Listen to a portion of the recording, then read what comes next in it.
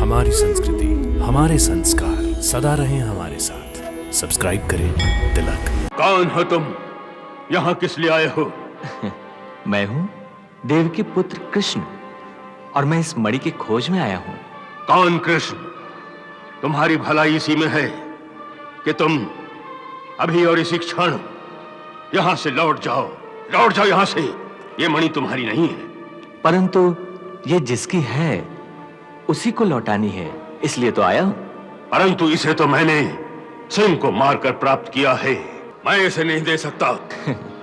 मणि तो देनी होगी, चाहे सहमति से या असहमति से। तो क्या तुम जामवंत को युद्ध का आमंत्रण दे रहे हो?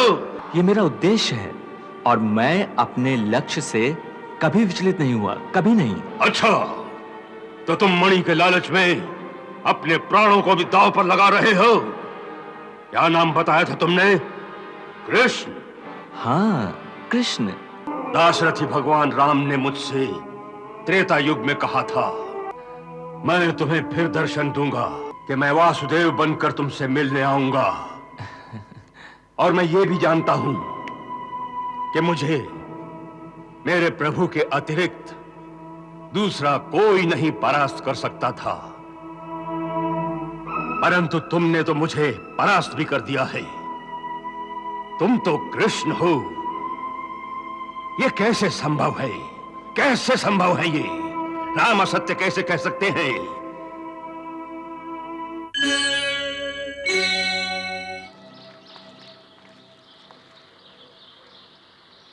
यहीं पर प्रसेनजीत का धनुष मिला था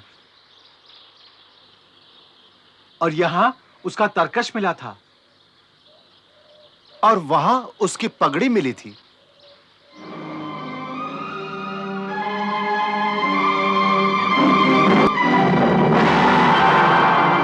देखिए अक्रूर जी,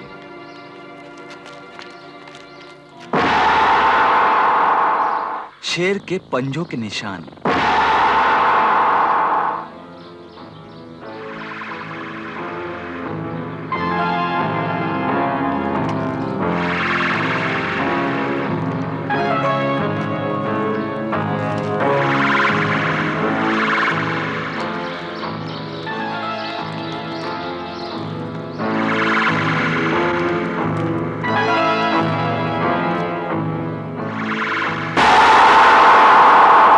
देखिए क्रूर जी,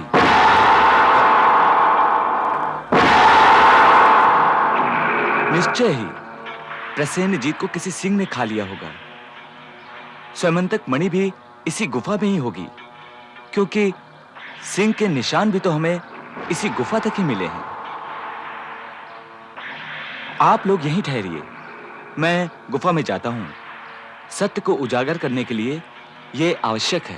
द्वारिकाधीश जी, मेरी आपसे विनती है कि आप इस भयानक और अंधेरी गुफा में मत जाइए आप। सिंह के पैरों के निशान भी तो हमें मिले हैं। हाँ। मैं भयभीत हो रहा हूं। हमें जल्द से जल्द किसी सुरक्षित स्थान पर चले जाना चाहिए। हाँ, आप लोग सुरक्षा की चिंता न करें, भय को मन से निकाल दें। मैं गुफा में जाता हूं।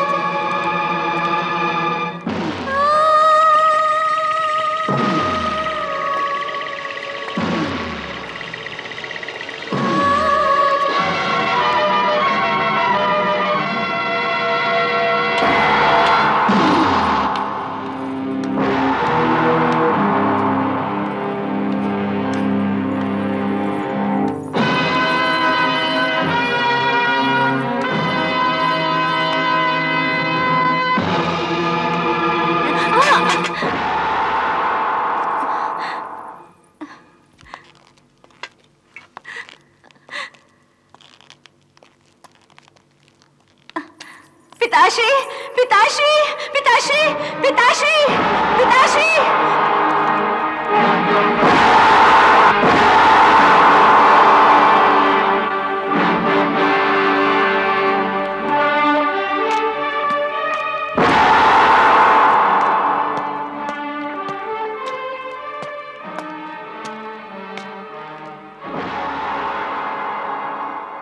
कौन हो तुम?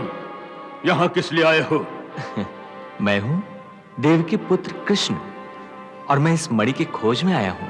कौन कृष्ण?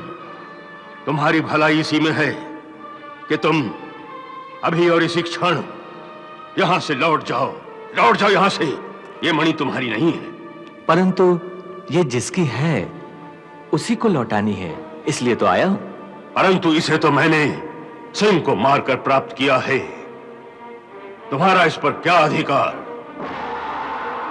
अब ये मेरी पुत्री का आभूषण है, मैं इसे नहीं दे सकता। मणि तो देनी होगी, चाहे सहमति से या असहमति से। तो क्या तुम जामवंत को युद्ध का आमंत्रण दे रहे हो? वो भी जामवंत को? आप जैसा समझे। मुझे तो ये मणि प्राप्त करनी है, ये मेरा उद्देश्य है और मैं अपने लक्ष्य से कभी विचलित नहीं हुआ, कभी नहीं। अच्छा, तो तुम मणि के लालच में अपने प्राणों को भी दांव पर लगा रहे हो। क्या नाम बताया था तुमने? कृष्ण? हाँ, कृष्ण, देव की पुत्र कृष्ण। तो फिर तुम अपने माता पिता का स्मरण भी कर लो। हो सकता है कि दोबारा तुम्हें यह अवसर न मिले। तो बोलो, मल युद्ध के लिए तैयार हो? तैयारी तो उसे करनी होती है जो सचेत ना हो। तुम वार करो जामवंत। पहला वार करने का अधिकार तुम्हारा है, क्योंकि तुम स्वयं मेरे प्रसाद में चलकर आए हो। नहीं जामवंत, नहीं। पहले वार करने का अधिकार तुम्हारा है, क्योंकि तुमने ही पहले मुझे युद्ध करने का आमंत्रण दिया है। अच्छा, तो नीति कुशल भी हो तुम। मेरी पुत्री ही हमारी जय और पराजय की निर्णायक होगी, समझे? मुझे भगवान राम और लक्ष्मण के अतिरिक्त कोई दूसरा युद्ध में नहीं हरा सका है। पहले ये एक बार सोच लो। मैं तुम्हें एक अवसर और देता हूं। सब सोच लिया है जामवंत। तो फिर ठीक है।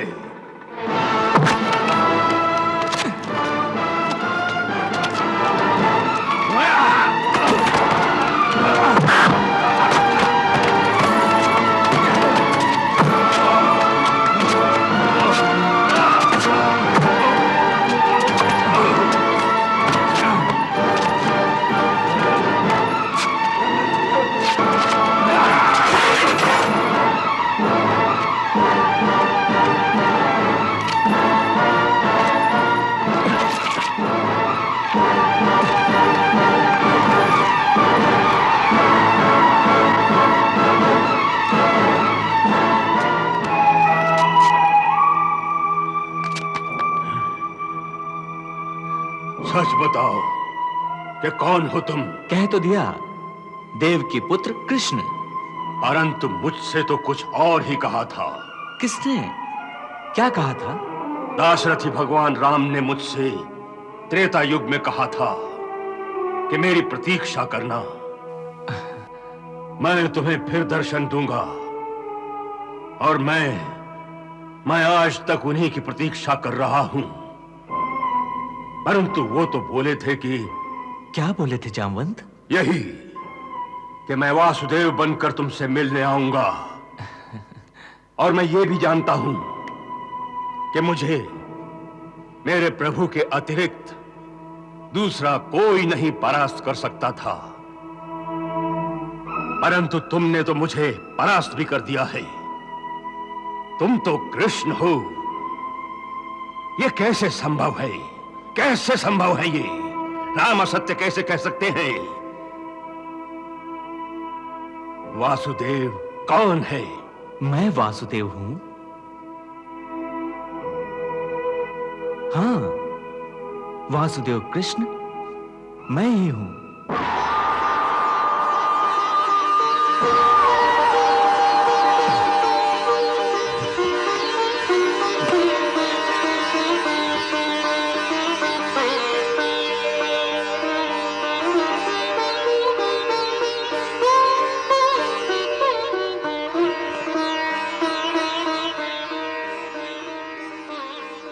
प्रभु, कितनी प्रतीक्षा कराई आपने।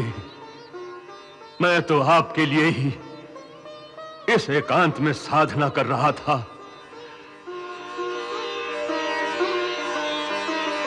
ऐसा कोई दिन नहीं गया कि आपकी याद न की हो प्रभु। अब तो बस मेरी एक ही इच्छा शेष है। बोलो। यही नाथ कि एक बार मेरी आंखों को अपनी उसी मोहनी सूरत के दर्शन करा दें, जिस रूप की सुधा से प्यास बुझाने के लिए ये आंखें त्रेता युग से अब तक खुली हुई हैं, प्रतीक्षा कर रही हैं।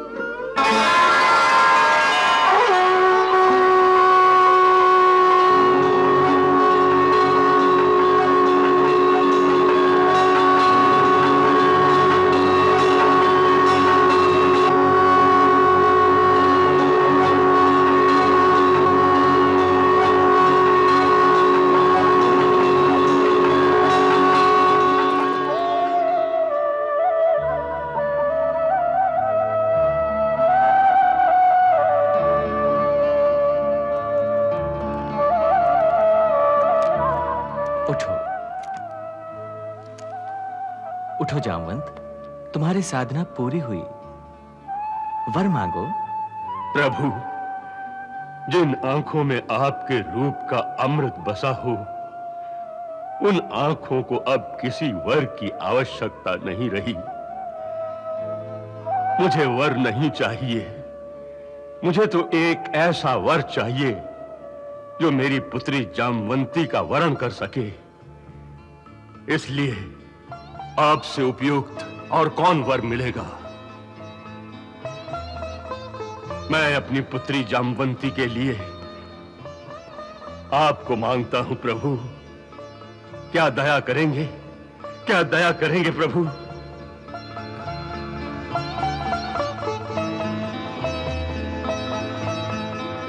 तथास्तु वृक्षराज, तथास्तु।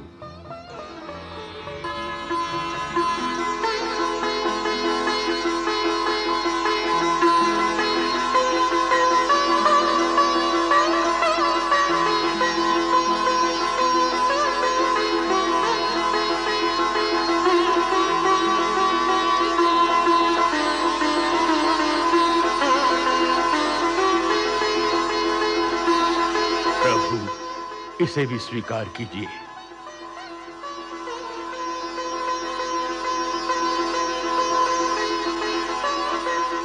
द्वारकाधीश श्री कृष्ण की जय, महारानी जामवंती की जय, द्वारकाधीश श्री कृष्ण की जय, महारानी जामवंती की जय। समंतक मणि के प्राप्त हो जाने के समाचार से सत्राजित बहुत लज्जित हुआ। द्वारकाधीश पर लगाए गए झूठे आरोप के कारण प्रजा ने भी उसकी खूब भर्त्सना की। श्री कृष्ण बलराम के साथ उसकी समंतक मणि वापस करने सत्राजित के घर गए। मैं बहुत लज्जित हूं द्वारकाधीश, बहुत लज्जित हूं। लज्जित क्यों? इसलिए कि मैंने आप जैसे धर्म के अवतार पर मिथ्यारोप लगाया। तुम चिंता न करो सत्रजीत। तुम यदि ऐसा न करते तो मुझे जामवंती कैसे प्राप्त होती? अब तुम इस स्वयंतक मणि को लो, परंतु अब इसे संभाल कर रखना, समझे ना? अब इस मणि का स्वामी मैं नहीं रह गया। यह हम जैसे लोगों के धारण करने योग्य नहीं है। इसकी शोभा आप जैसे महान शूरवीर के साथ है। आज से इसके स्वामी आप हैं। मैं इस प्रार्थना को आप स्वीकार कर लेंगे तो मैं अपने आप को कृतार्थ समझूंगा। मेरे हृदय का बोझ उतर जाएगा। जिस वस्तु के कारण मुझे चोरी का मिथ्या आरोप लगा था, यदि मैं उसे अपने पास रख लूं तो द्वारिकावासी न जाने कौन सा अनुमान लगा लेंगे। इसलिए सहर्ष मैं इसे आपको वापस सौंपने आया हूं। और मैं सहर्ष अपने पूरे परिवार की सहमति के साथ इसे द्वारकाधीश को भेंट करती हूँ। मेरी बात तो नहीं ठुकराएंगे आप?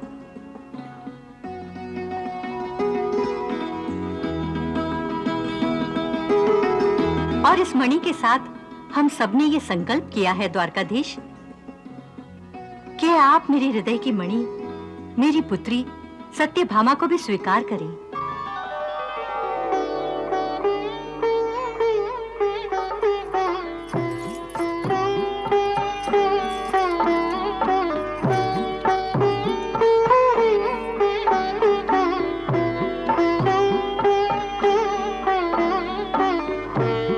हाँ कन्हैया, सत्यभामा सर्वथा तुम्हारे योग्य है और फिर ये अपने ही कुल की है। सत्यभामा, आज से तुम मेरी अनुज वधू हो गई हो। सदा सुखी रहो।